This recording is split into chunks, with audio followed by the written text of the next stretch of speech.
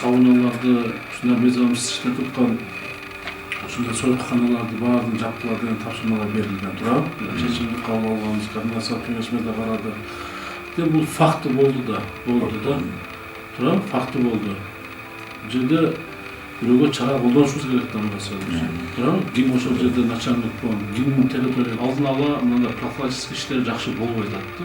Кылып атасыңар, кармап атасыңар, айдап атасыңар, бирок мына көчөдөгүлөрдү айдап тазаладыңар, аны айтып атам. Мындай нерселерди мына капитал деп бул качантан бери айтылып жүргөн нерсе да. Былтыр да ошол жерде мына 23 апрелде 5-этаждан кырсык болгон, туурабы?